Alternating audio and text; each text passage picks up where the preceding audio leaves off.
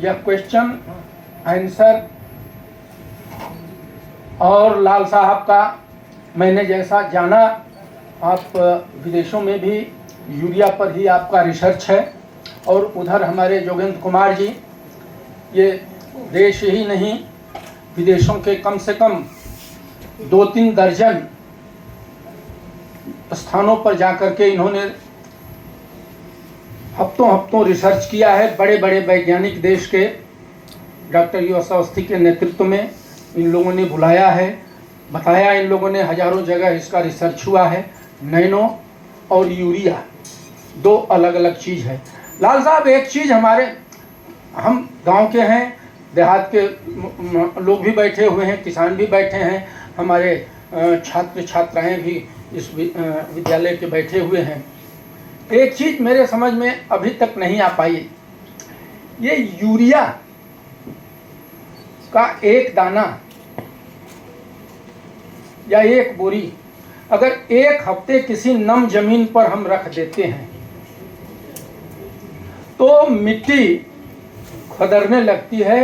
Urea को अगर हम किसी मिट्टी के बर्तन में रख देते हैं वो मिट्टी खदरने लगती है। आज किन परिस्थितियों में अंग्रेजों के जमाने के बनाए हुए बिल्डिंग, ये ईंट जो दिखाई दे रहा है आपका, उसमें कहीं भी नोना, जिसको देहात में नोना कहते हैं, क्षारीय पदार्थ, वो दिखाई नहीं देता है, न गल रहा है न टूट रहा है।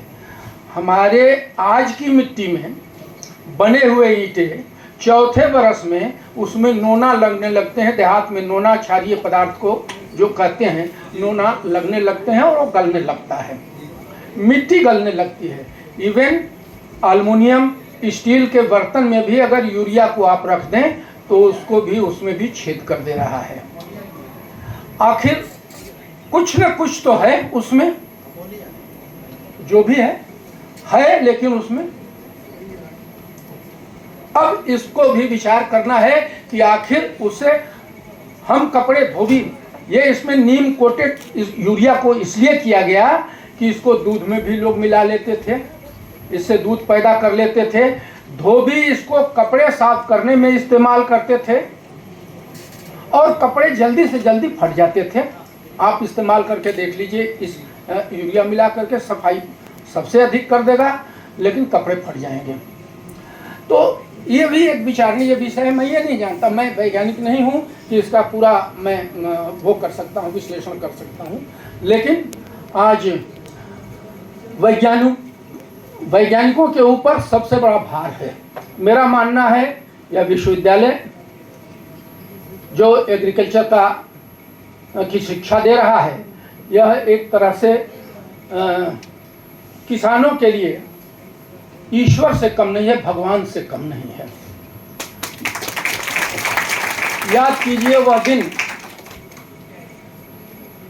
1960 से 1965 का, जब PL 480 जैसे गेहूं, जिसको लोग कहते थे कि अमेरिका में इस गेहूं को शुगर के लिए रखा गया था, जो हमारे देश में आ रहा है। इन वैज्ञानिकों के बदौलत ही हम खाद्य में आत्मनिर्भर हुए, खाद्यान्न में। अगर और 1990 आते आते बिल्कुल हम निर्भर हो गए हैं, लेकिन यह निर्भरता बहुत दिन तक नहीं चलेगी, इसलिए कि पृथ्वी की भी एक सीमा है और हमारी जनसंख्या घट नहीं रही है, बढ़ रही है। इसकी पैदावार की एक सीमा है, हमारी पैदावार की कोई सीमा नहीं है।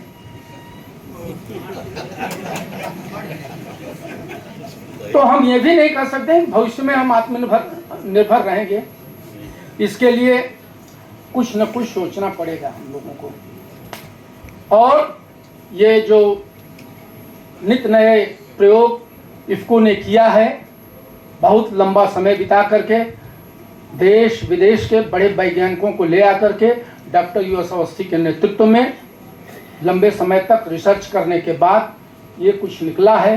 भारत सरकार के सामने भी समस्या है, सब्सिडी दे तो कितना दे। आज मैं सिर्फ एक इफ्को की सब्सिडी की बात बता दूं आपको,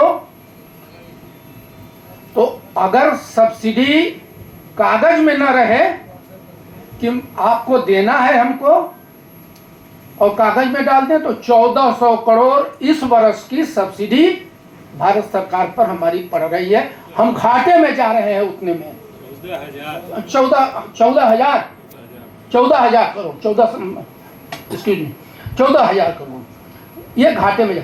सब्सिडी हमको दे देंगे तब भी इफको जो है ऐसी कंपनी है 7,000 करोड़ के घाटे में जा रही है। बहुत छोटी छोटी फैक्ट्रियां जो हैं वो उर्वरक बनाना बंद कर दी।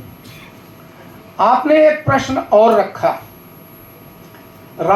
ये कि हम 70% बनाते तो हैं 70%, लेकिन उस 70% के लिए हमको रॉ मटेरियल किसी दूसरे देश से मंगाना पड़ता है। हमारे यहाँ पोटेशियम कुछ नहीं होता है, पोटाश कुछ नहीं होता है।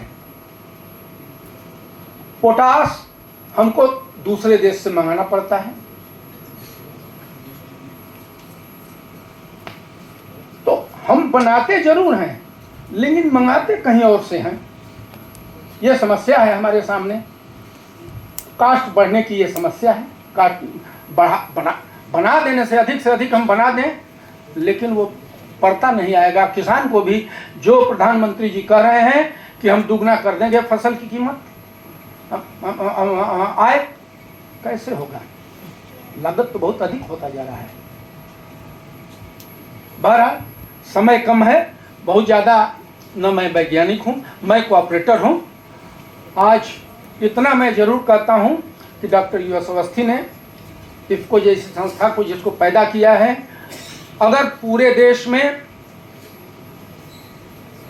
60,000 से ऊपर सहकारी समितियां हैं और ये समितियां सिर्फ इफको अगर खाद देना बंद कर दे तो समितियां बंद हो जाएंगी।